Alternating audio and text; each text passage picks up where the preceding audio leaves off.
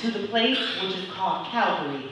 There they crucified him and the criminals, one on the right hand, the other on the left. 34 says, then Jesus said, Father, forgive them, for they know not what they do. And they parted his raiment and cast the lots. We thank God for the reading of the word. Here, Jesus was on the cross, being hung to die between two criminals. He could see those who had lied on him and persecuted him and sentenced him to his death. So why in the world would Jesus ask his heavenly Father to forgive those people? Why wasn't Jesus bitter when they beat him? Jesus understood that his blessing was in the beating. The first thing Jesus understood was that his enemies were confused as to who he really was.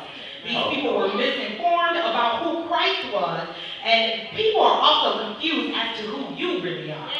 You know, people see just the outside and our blemishes, but they don't see what God has placed inside each and every one of us that will allow you to fulfill his destiny and his plan for your life. You know, the second reason Jesus wasn't bitter and mad when they beat him was because Jesus understood that he was a function of the Father's fulfillment. Jesus understood and knew that he was a part of a greater plan, the will of God. He knew that it was a part of his destiny to be hung at that place and at that time.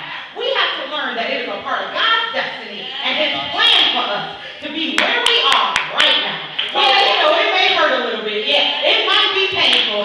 You might get tired, but it's a part of God's divine plan for our lives. The third reason, you know, that the revelation that I got, that Jesus was able to pray for those same people by him was because he understood that his current situation wasn't his final destination. He knew that God was just seconds away from bringing him home to glory. We have to understand that the mess that we're going through is just for a time and a season, and that God has a greater plan for each and every one of our lives. And if you just hold on, and if you just be strong, God will bring you through, and he will take you to the promised land. And in Matthew 5 and 44, Jesus tells us to love your enemies, bless them that curse you, do good to them that hate you, and pray for them who despitefully use you and persecute you. This is exactly what Jesus did when he was on the cross. And it is exactly what we have to do while people are treating us like anything that's a child of God that we are. So, you have to bless those haters that tell you you can't make it. You have to pray for those friends who said they had your back, but are now putting a knife in that.